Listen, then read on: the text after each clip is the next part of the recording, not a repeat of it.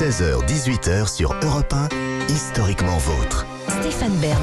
Chaque après-midi dans Historiquement Vôtre, il y a un moment où je m'abandonne. Oui, je m'abandonne à vous, Jean-Luc.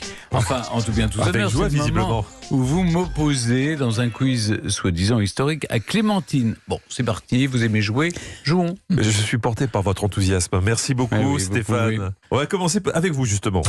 Alors. On va commencer ce quiz en toute simplicité avec Herbert von Karajan. J'ai connu. Dans sa version du Requiem de Mozart. Oui. Oui. Vous l'avez vraiment connu ? Oui, je l'ai connu. J'ai connu surtout après beaucoup Aliette, sa femme. Alors, le prestigieux chef d'orchestre autrichien Oui. a eu quelques sympathies douteuses. Oui, avec les nazis. Exactement. Oui, comme Kurt Waldheim Oh, aussi. il était jeune. Oui, Kurt Waldheim aussi, mais enfin, il était quand même en haut du Mirador. Et donc, Herbert von Karajan a tenté 3 fois d'adhérer au parti nazi. 3 fois, on lui a refusé. Heureusement pour lui, enfin, heureusement, la 4e fut la bonne. Est-ce que c'est vrai ou est-ce que c'est faux tout ça ? Pour adhérer au parti nazi. C'est Exactement. étrange, non C'est étrange. S'il avait voulu adhérer au parti nazi, il aurait adhéré au parti nazi tout de suite. À moins que ça ait été sur le tard. C'est-à-dire que dans les débuts, c'était ouvert à tous. Peut-être que C'est devenu un club select. l'adhésion par... L'adhésion peut-être au début des années 40 était plus difficile que dans les années 30.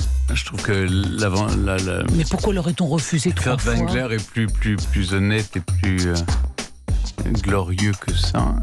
Non, je dirais non, j'y crois pas, cette histoire. Vous dites faux ? C'est faux.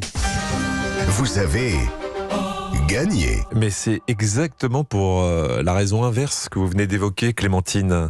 On lui a refusé qu'une seule fois, en 1933. Les adhésions sont limitées dans le parti nazi, mais Herbert adhère finalement en mars 1935.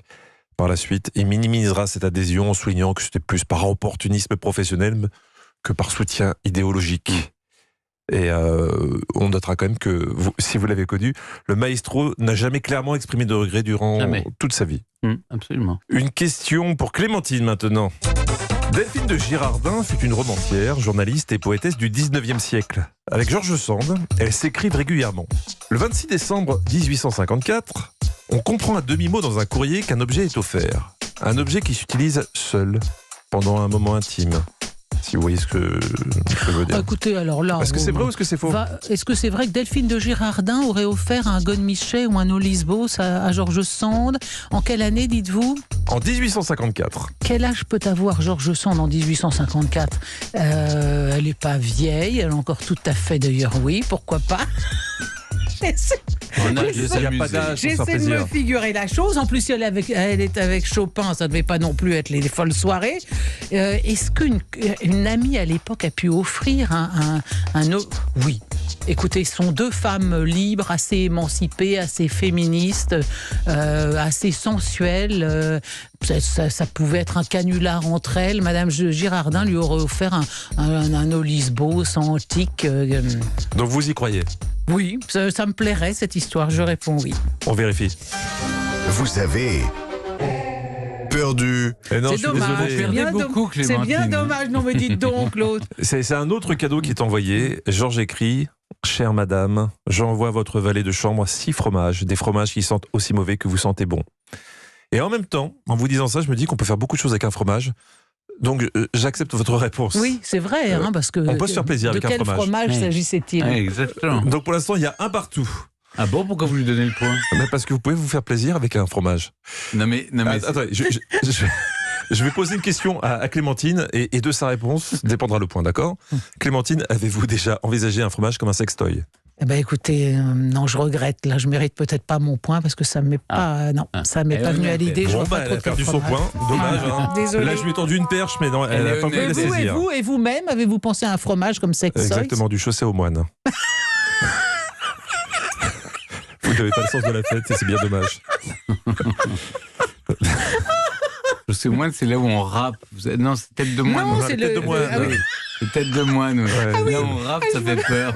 Ça fait peur. Arrêtez, parce que quand vous dites tête de moine en me regardant, ça me fait bizarre. Ah oui. Stéphane, pour vous une question. Durant quel siècle est né le mot méritocratie ? Avant Jésus-Christ, au XVIe siècle ou au XXe siècle ? Avant Jésus-Christ. Moi, je dirais au Avant XXe Jésus-Christ. siècle. Mais ça n'est pas ma question. Ce n'est pas votre question. Moi, je pense avant Jésus-Christ, on disait, lui, il a réussi, c'est la méritocratie. T'as vu cet apôtre, là, il a vachement bien réussi. Et c'était un Romain qui s'appelait Méritocrate. Oui, exactement. On écoute la réponse. Vous avez perdu. Je suis désolé, Stéphane. Dites chef, je dois peut-être avoir son point du coup. Hein. Non, Au moins non. 50%. Non, C'est le 16e. Non, c'était au 20e. Elle avait raison, C'est Clémentine. tellement Mais oui. évident. C'est tellement évident que c'est ce qu'il fallait répondre, hein, cher ami. C'est dans un livre elle est publié en méchante. 1958 et ça a été écrit par Michael Young. Oui, À ne parce pas que confondre vous avec avez été Michael très Youn. impitoyable sur le fromage en sextoys. Je vois pas pourquoi je serais indulgent. Ok, j'ai perdu. Et ce livre Je joue s'appelait plus. The Rise of the Meritocracy, un ouvrage qui dénonce le système d'éducation anglais où les individus situés au bas de la pyramide sociale sont incapables de se protéger contre les élites. Dans ce livre, une révolte des masses est prévue en 2033. Waouh. On verra s'il avait raison. Donc pour l'instant, nous sommes à 1-0. Clémentine peut égaliser avec cette question. 29 juillet 1980, qu'est-ce qui se passe ? 29 juillet 1981, c'est l'élection de Mitterrand. Une des premières mesures, c'est quoi? Ce sont peut-être les. Est-ce Non. que sont... Bon, alors je vais vous aider, c'est le mariage de Lady Di et du Vous prince Charles. l'avez dit, la question. En plus, Oui, je vous avais dit que je vais préparer une question spéciale Lady c'est Di. si vieux que ça. Eh oui. Le 9 mars, juste avant de convoler, elle rencontrait Grace Kelly. Très impressionnée, mal à l'aise, elle a confié être terrifiée, ne sachant pas si elle devait porter son sac à main à droite ou à gauche. Grace Kelly lui aurait dit « Ne t'inquiète pas, ça va devenir bien pire ». Vrai ou faux ? En même temps, Grace Kelly avait déjà l'expérience d'une princesse obligée de subir un certain nombre de règles, de bienséance et de bien se tenir en public. Elle lui aurait peut-être plutôt dit tu t'enverras d'autres que tes problèmes de sac à main. Hein. Et ça a été le cas. Oui, je dis oui. Vous dites oui ? Oui. On écoute la réponse. Vous avez gagné. Vous avez gagné. En tout cas, c'est ce qu'écrit Andrew Morton dans son livre William and Catherine, paru en 2011. Et les mots de Grace étaient censés amener un peu d'humour. Quand on sait ce qui est arrivé à l'une et à l'autre, c'est assez glaçant. Vous êtes à égalité, mes amis. Et donc, il se passe quoi? Il y a une question pour vous départager. Oh, non. Une question pop. Ça vous va? Chanson française. Vous y connaissez en chanson française? Ah, tu On est connais très très bon. bien, oui. Soit une question de rapidité entre vous deux. L'année dernière, Jean-Jacques Goldman a eu 70 ans. On va se souvenir d'un titre que nous avons tous chanté sous la douche il y a 40 ans déjà. Quand la musique est bonne, quand la musique est bonne. Ça vous parle quand la musique est bien bonne? sûr. Dans cet album où l'on trouve Quand la musique est bonne, quel autre titre commençant pareil peut-on également écouter? 4 propositions. Quand la bouteille est vide, quand les poules auront des dents, quand t'as bien les boules, quand Stéphane a eu une bonne réponse. Quand les poules auront des dents. Quand les poules auront des dents pour Stéphane. Et sinon, refaites Quand la le bouteille est vide, quand t'as bien les boules. Quand la bouteille est vide. Alors, c'était le même début, mais c'est pas spécialement la même musique. Ah bon? Ah d'accord, c'était pas la même musique. Et sinon, il y a Quand t'as bien les boules ou Quand Stéphane a eu une bonne réponse. Moi j'aime bien quand t'as bien les boules. Quand t'as bien les boules. Eh bien, écoutez, on va vivre quelque chose qu'on a rarement vécu dans ce jeu. Personne ne gagne aujourd'hui. Ah, c'est la première Ah, quand la ouais, bouteille est qu'est-ce qui vide. restait? Eh ouais, c'était Quand la bouteille est vide, on l'écoute. C'est ce que j'ai dit en premier en plus. Bouteille est vide.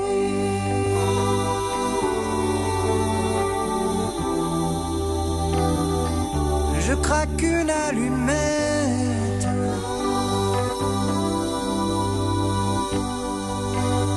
C'est pas sa plus dynamique. Non, ça. Et la bouteille vide se remplit de lumière. Eh bien, c'est un magnifique match nul. Je suis content, personne ne sera déçu aujourd'hui. Non, c'est super. Merci beaucoup. Avec plaisir. Et puis à demain, Clémentine. On verra, hein. On verra ça. Ah, vous êtes vexée? Europe 1. Historiquement vôtre.